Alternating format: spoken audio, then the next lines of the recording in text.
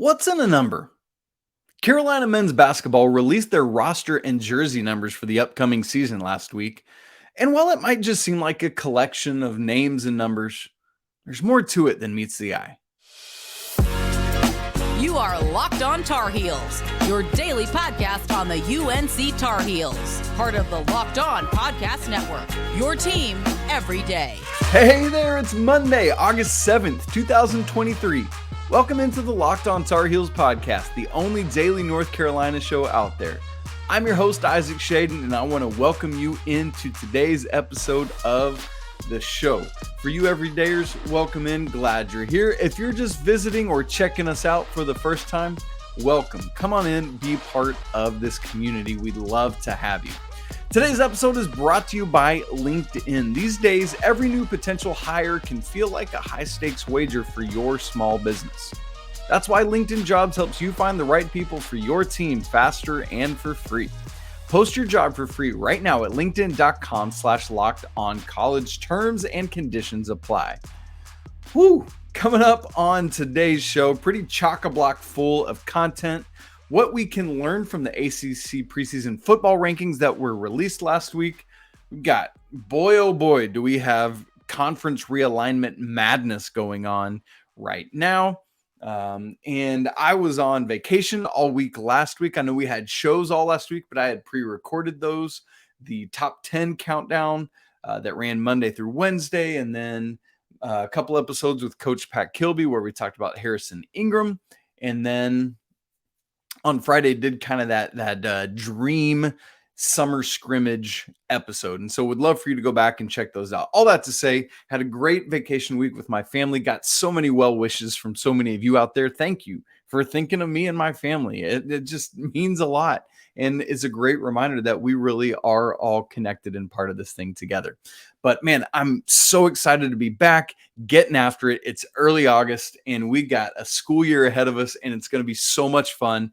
Buckle up, dive in, and let's do this upcoming season, the 2023-24 year together. All right, all that said, last week while I was gone, Carolina put out for their basketball team this upcoming season the names on the roster and the jersey numbers.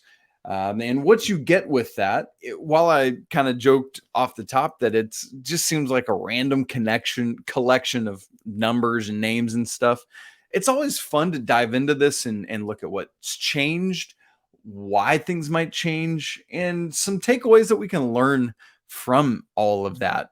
Plus, we get heights and weights, at least as of right now, and it's interesting to compare and contrast those with previous years. And we also have some new rules in college basketball this year that are going to allow for some new jersey numbers. So several things to talk through. Let me go through it by jersey number order, and then we'll come back with just a couple takeaways from it, including what I think is the biggest thing to notice from looking at this year's roster. So let's start right at the beginning. There is no number 0 this year, interestingly enough, but number 1 is going to be Zayden High, clocks in at 6'9", 225. Number 2, Elliot Cadeau. That number's been worn by a host of great backcourt players for the Tar Heels. Obviously, Elliot comes in at 6'1", 180. Number 3, Cormac Ryan. He wore 23 at Stanford. Obviously can't have that at North Carolina. And he wore number 5 at Notre Dame. Well, that's Armando's number, so he can't have it. So he chooses 3. Cormac Ryan is 6'5", 195. Interestingly, that's his same numbers, height and weight, as last year at Notre Dame. Number 4, RJ Davis, no change there. And in terms of height and weight, still 6 foot, but he has put on 5 pounds, up from 175 to 180 this season. And then following him, no change, Armando Bacot, number 5. He's still 6'11", but also up 5 pounds, just like RJ, from 235 to 240. No number 6, as has always been the case, because in college, they don't let you go above what you can do on one hand. However, that is the new rule now, is that you can do like 6, 7, 8, 9. And so there's no 6, but Seth Trimble switches from 0 to 7. So you can do this now. And So Seth was 0 last year. He's still 6'3". However, he goes up 3 pounds from 192 to 195, or as I like to call it, lunch. Right? Anybody else? No? Okay, great. But it was interesting. UNC's release about this talked about the last time some of these more obscure numbers were used. So number 7, Seth Trimble is the first Tar Heel to wear it since Simon Terrell wore it from 1948 to 1950. So it's been a minute. And then number 8 is Paxton Wojcik, the incoming grad transfer from Brown. Similarly to Seth wearing 7, Wojcik is the first Tar Heel to wear number 8 since Dick Patterson wore it in home games in 1949 and 50. Now, very interestingly, it's very interesting to me that the release specified in home games, as though Patterson was probably wearing a different number at away games. No other reason to specify that. As for Wojcik, previously he's worn number 0 and number 32. He wore both of those at Loyola. He wore both of those at Brown, and switches now to number 8. Interesting stuff there. In terms of height and weight, Wojcik is still 6'5". He was 200, played at 200 pounds last year. He's currently listed at 195 for the Tar Heels, so actually down 5 pounds. Going all the way from 8 to 13 is Jalen Washington. No change there. He was 13 last year. Still 6'10", but he also bulks up 5 pounds from 225 to 230. Love to see that. Now, here we get some back-to-back really cool story type numbers. Number 14 this year is Creighton Lebo. If you know your Tar Heels history, you know why that's a really cool change. Creighton previously was number 25 for the Tar Heels. Couldn't be 14 because that was Puff Johnson. Now, this makes sense because you can probably guess, since I'm alluding to history, Creighton's dad, Jeff, now an assistant coach, wore number 14 when he played for the Tar Heels. Really, really cool stuff there. And you just love those family moments. But what's cool is the next person numerically is doing the same thing. Walk-on Rob Landry is switching from 15 to 22. Couldn't previously wear 22 because that was Justin McCoy. But now that Justin is off to Hawaii, congrats to you, sir. Yeah, that's awesome. Although, he's gone. That's sad, but it's cool that he's in Hawaii. Anyway, Rob Landry, just like Creighton, is now taking on wearing his father's number. Pierce, Rob's dad, wore 22 at Carolina, and Rob will now too. Next, numerically, is Jalen Withers, number 24. That was always my number growing up playing baseball, and that's the same number he wore in his 3 years since his redshirt year at Louisville. So came in, had a redshirt year, wore number 3, but Withers has been 24 each of the last 3 years. He clocks in at 6'9", 215. Same thing that I said with Paxton Wojcik, down 5 pounds this year, was playing at 220 last year. Next, numerically, is 32, Mr. James Okonkwo, coming from West Virginia. Same number he wore both years for the Mountaineers there. And his numbers, 6'8", 240, that's the exact same as last year at West Virginia. 34, Dewey Ferris, no change there. Everything's the same. And then finally, number 55, Harrison Ingram, same number that he wore both his years at Stanford. So a couple guys keeping their same numbers as they come over. In fact, Harrison Ingram's height and weight is the exact same as last year at Stanford as well, 6'7", 230. Now, a couple things I want to point out about the roster outside of things we've already talked about. Some of the lineage stuff that's really cool, and some just nobody major changes in height or weight. Everything is just 3 to 5 pounds up or down, and so no major swings there. Also noticeable is a name that's not on this list that didn't graduate, was one of last year's walk-ons and a very famous Tar Heel last name, and that's Bo May, who is not on this year's roster. From everything I've been able to read and see, we don't have any specific knowledge from Bo as to a reason, and so definitely can work on finding that out and report back on it as we learn more, or I'm sure somebody out there will report on it at some point. Now, a couple other things to notice, including still, I haven't said what I think is the most important thing yet. But right now on this roster that's been rolled out, there are 14 total players, 11 scholarship players, as you're probably well aware, because I've talked about it a lot.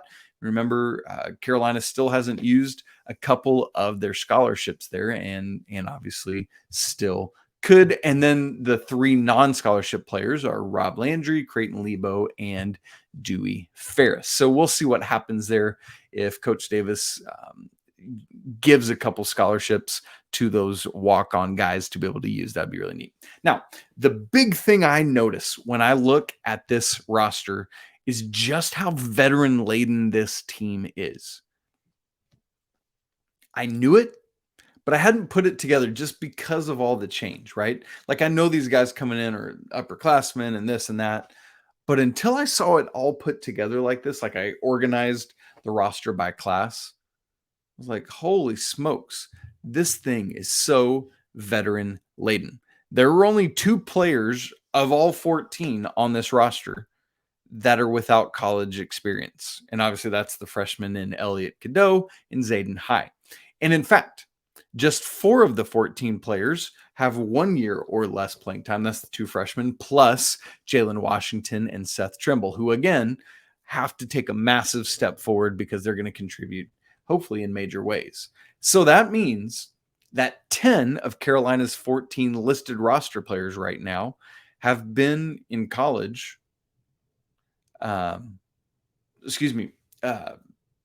2 or more years already, and this will be their 3rd or 4th or 5th year. You've got 2 listed, you've got 2 juniors, 3 seniors, and 5 grads. And that's great. Now, obviously, all 3, well, not obviously, you might not be aware of it, but all 3 of those walk-on guys fall into either the senior or graduate level designation. So it's not like all of your contributors that are in those 10 most experienced players, but you do have a lot of your rotation guys in that 10 veteran group. And you love to see that. And what runs through my head all the time is something that Roy Williams always talked about. It's not just about having experience. It's not just about having talent, but it's about having experienced talent. And that's what Carolina has. And I know, listen, the ideal, what we would all love to see is these guys all be homegrown, get old together, stay old together, and play old together. But man, like it or not, that's just not the reality of where we're at right now, especially at the top end of college basketball with trying to keep all these guys together. And so what that means that Coach Davis is having to do is go out and get old through just bringing old guys in. And that's something that Eric Musselman, for example, at Arkansas has done really well the last couple of years through the transfer portal. So hopefully Coach Davis can do the same as he gets in a bunch of veteran guys who have played multiple years of college basketball already and can hopefully come together for a bigger purpose. So the biggest thing, my biggest takeaway from looking at this roster, the names are great, the numbers are great, the heights and weights are great, but the thing that's most intriguing to me is that column that shows the class they're in and just how many old heads are on this team. Carolina has to take advantage of that. They have to sacrifice for the greater good and go out and do what they know they can do, being a veteran-laden group. Well, that is enough basketball talk for today. We will have some more tomorrow. I want to talk about the Battle for Atlanta stuff that recently came out as well.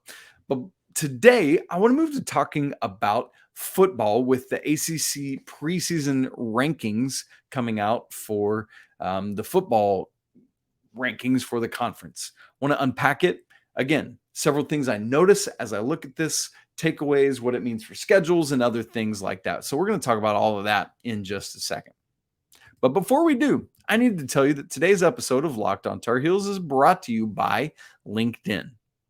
These days, every new potential hire can feel like a high-stakes wager for your small business. That's why you want to be 100% certain that you have access to the very best talent that's out there and available. It's why you got to check out LinkedIn Jobs, which helps you find the right people for your team faster and for free. It's really easy to create a free job post, and then you just add the purple hashtag hiring frame to your profile to spread the word that you're hiring. And then you can use simple tools like screening questions to make it easy to focus on the candidates with just the right skill set and experience. And then that'll allow it to be easy to quickly prioritize who you'd like to interview and then ultimately hire. Let's be honest, the right new team member can have a positive and measurable impact on your business. All of this is why small businesses rate LinkedIn jobs #1 in delivering quality hires versus the leading competitors. LinkedIn Jobs helps you find the qualified candidates you want to talk to faster. So post your job for free right now at linkedin.com/lockedoncollege. Once again, that's linkedin.com/lockedoncollege to post your job for free. Terms and conditions apply. All right, you everydayers, thanks for tuning in. You probably are aware of it, but I've been talking about pretty soon here. We're going to be doing a mailbag episode towards the beginning of August. Always good to do that as we get into fall practice. So I will be rolling that out, not this week, but next week. So make sure you're getting your questions in this week. LockedOnTarHeels@gmail.com, or you can submit it on Twitter. And of course, as I've said, if you want to submit a video, email it on in 10 to 15 seconds. Give us your name, where you're from, and your question. And then you just might hear or see yourself on the show. All right. Preseason ACC rankings came out last week. Again, I was gone, so I want to make sure to hit on this today, give you some of my reactions to what we see that came out of the ACC media days. Reminder, as we talk about this, no divisions this year in the ACC. That is done and gone. So there's just 14 teams, one division all together. There were 176 voters for this, and that's for the preseason rankings, player of the year, first team, all ACC, all of that kind of stuff. Let me give you the rankings and a few other, again, things that I notice as I look at this. Number one, no surprise here, the Clemson Tigers. They are in this position for the 8th time in the past 9 seasons. The top 5 following Clemson is FSU, then North Carolina at 3, 4 is NC State, and 5 Miami. Following them, Duke and Pitt are tied for 6th, Louisville 8, Wake Forest 9, Syracuse 10, and then the bottom 4, Virginia Tech 11. Woof. Wow. Georgia Tech 12, Boston College 13, and bringing out the rear, the cellar dwellers, Virginia at 14. Yikes. Wow.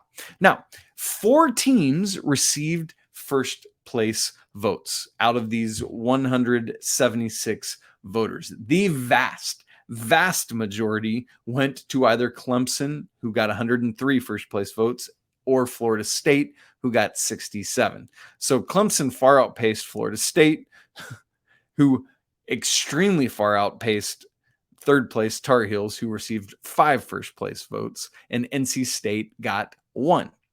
So, meaning Clemson and Florida State combined to get all but 6 of the first place votes. And, you know, could probably guess who those voting for the Tar Heels and Wolfpack were.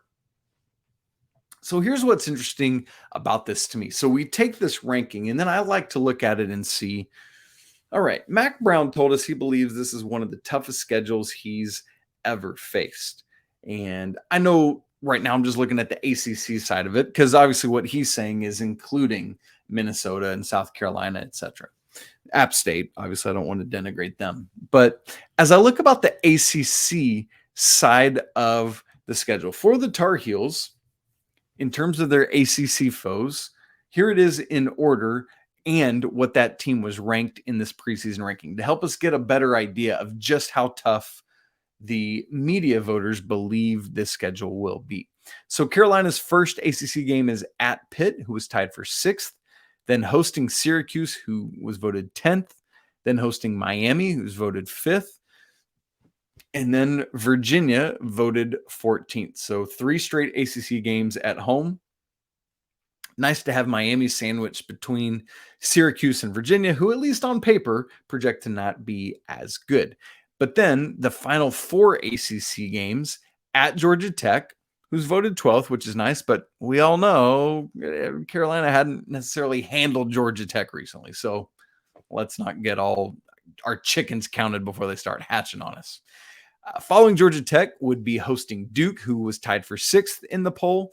But then, man, closing it out at Clemson, voted number 1 in the poll, and then at NC State, voted number 4 in the preseason ACC poll. So what I did was I took all of those numbers, tied for 6, 10, 5, 14, 12, tied for 6, 1, and 4, all 8 of those games, and averaged it out. And Carolina's average opponent ranking in the ACC preseason poll is 7.25. So essentially right down the middle. And so I know Coach Brown says this is a very hard schedule, and it is.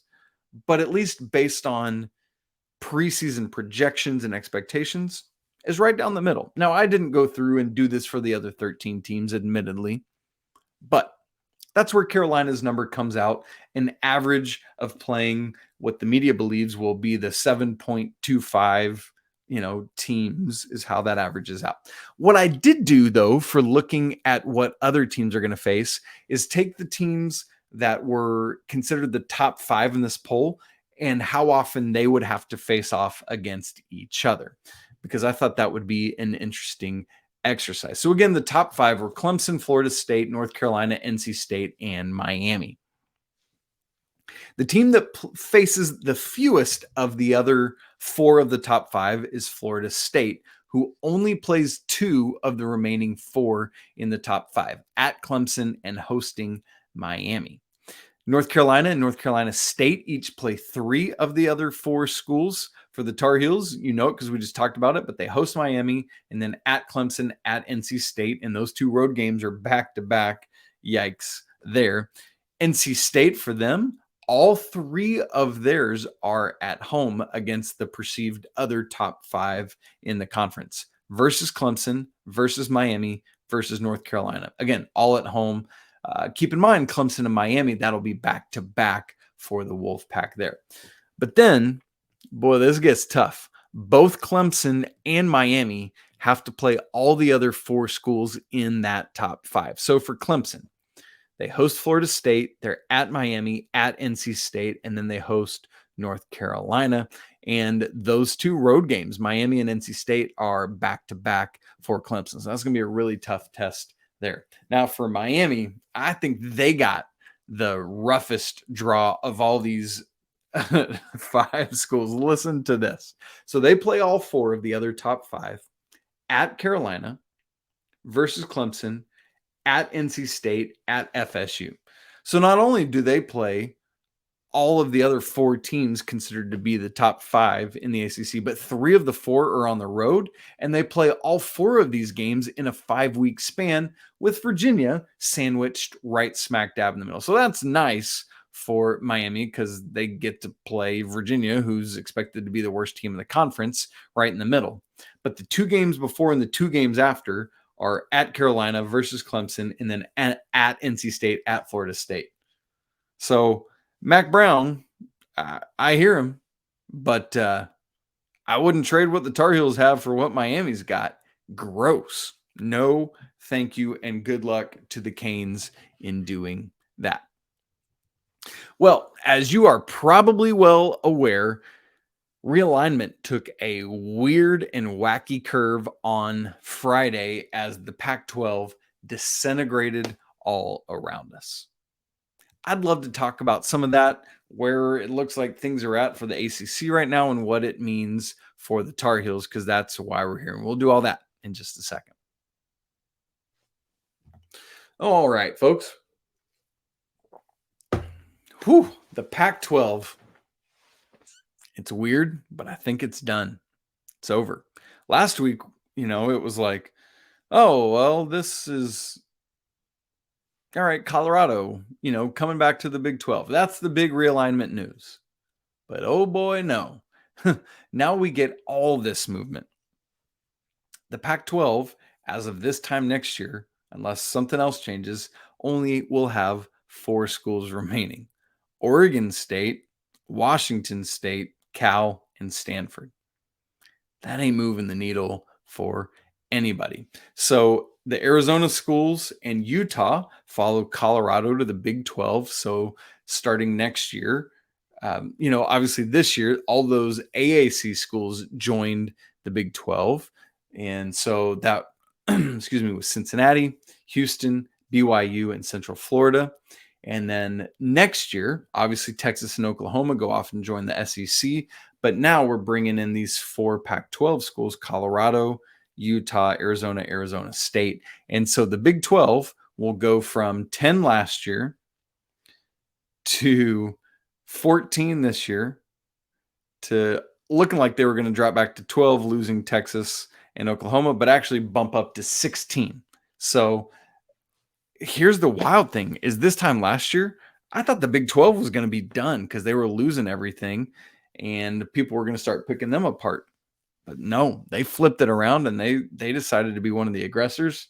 And I think right now they're probably third in the driver's seat behind the Big 10 and the SEC. And the ACC is sitting fourth right now. I think that's where we're at. Now, the Big 10 went, right now they still have 14. We already know that USC and UCLA were going to come over next year, but now Oregon and Washington are going to join as well. So the Big 10 will get 4 Pac-12 schools, and the Big 12 will get 4 Pac-12 schools. And listen, I'm an East Coast guy. Grew up on the ACC, and being in Atlanta, obviously saw a ton of SEC too. Most of my family were UGA fans. And so I probably admittedly have some East Coast bias in me, like people always talk about. But good grief, this grieves me. I hate to see the Pac-12 go down. For crying out loud, it's been a conference since 1915. My frustration is that this just continues to be about the almighty dollar. You know, people like Greg Sankey, the SEC commissioner, just driving so much of this, it feels like. And I think the people that get caught in the crosshairs on this, the innocent bystanders, are us, the people that love sports, that are here because we want to talk about it and enjoy it and make it part of our lives. The fans are the innocent bystanders here. And you can't tell me that these student athletes, yes, I know that NIL is a thing now, and so they're able to benefit off of that, but this is not for their good. If you want to maintain any semblance of having the word student in the name of these young men and women who are participating in these sports, you can't even begin to try to tell me that, you know, a kid from Rutgers flying across the country to go play at Oregon is going to be a good thing for their scholasticism or whatever. Now, the on court and on field and on turf, whatever side of this is going to be fine. We're still going to have high level athletic endeavors, and that side of it's going to be great. But what about the people losing their jobs over this? What about the non-rev? Because like so many of the Pac-12 schools are like Carolina, or like a lot of the Big 10 schools who have tons of varsity athletics. What happens when those budgets get slashed, or they're joining a conference that doesn't support all of them, like the Big 12? What happens to all of that? I'm grieved for the landscape of college athletics. I'm grieved for the fans. I'm grieved for the student athletes. I'm grieved for the people that woke up Thursday and Friday with jobs, that woke up this weekend and either now don't have one or aren't going to have one very soon. Man, it's tough. And listen, we're going to move forward and things are going to be all right. But I want to sit in the of it for a little bit before we have to move on. Now, as for the ACC, the funny thing is at least in some regard, because the grant of rights seems to be so ironclad, because the media rights deal goes for another 85 years, it feels like, there's not any movement. And yes, from a financial standpoint, the conference falls behind. But from a membership standpoint, I know Florida State's making all sorts of wacky noise right now, but it's the same teams together. And it has been since 2014-15, I believe, was when the ACC moved to its current stable of 14 football teams and 15 college basketball teams. So, I mean, there's something to be said for that level of consistency. Now, obviously, people are not happy and trying to chase the dollars. I don't like what Florida State's trying to do, but I'll tell you this. I love that Bubba Cunningham is standing up for the Tar Heels and standing up for our conference. It's one of those clear indications where it's like, man, I go to bat with that dude any day of the week. Love to see it. And I hope he continues to speak out and speak up and defend the Tar Heels. It makes me feel certain that, like, whereas the Pac-12, part of the reason they've fallen apart is because they were not shrewd and aggressive. That's why the Big 12 is thriving seemingly right now.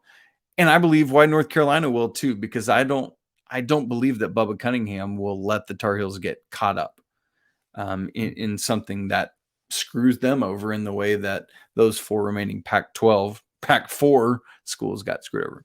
So that's where I'm at. I'm sad about it nationally and for a lot of various groups. I'm feeling comfortable and confident about the Tar Heels in their spot.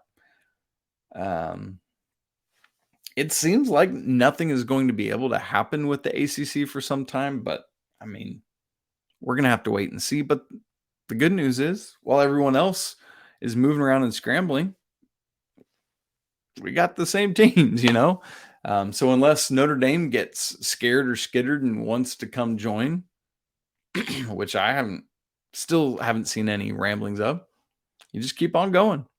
And you turn when the tide turns, and when it doesn't, you just keep on sailing. That's where we're at today, and we'll keep talking about it. Certainly we will do so. Quick tidbit. Fall sports is about to kick off. Less than 2 weeks away from right now, there will be regular season competition. Next Thursday, August 17th, women's soccer is at Penn State, 7 o'clock Eastern. In fact, the women's soccer team has an exhibition today, 1 p.m. against College of Charleston. So check that out. One quick other note in getting out. Remember Johnny Furphy, the Australian kid that blew up a couple weeks ago? We talked about him, was really excited about the potential, and he did indeed reclass, but you've probably heard that he chose Kansas. So the Jayhawks, who were already strong, get stronger. So there we go. All right, that's it for today's episode of Locked On Tar Heels. Great to be back together this week and looking forward to more conversation tomorrow. Make sure you tune in for all of that. Want to thank you for making our show your first listen or watch of the day. It means so much to us. Don't forget to follow the show on Twitter at Locked On Heels. You can follow me at Isaac Shade.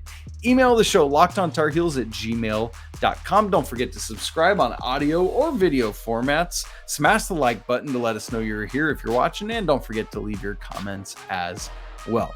Want to remind you that it's always a great day to be a Tar Heel. We'll talk again tomorrow, but until then, peace.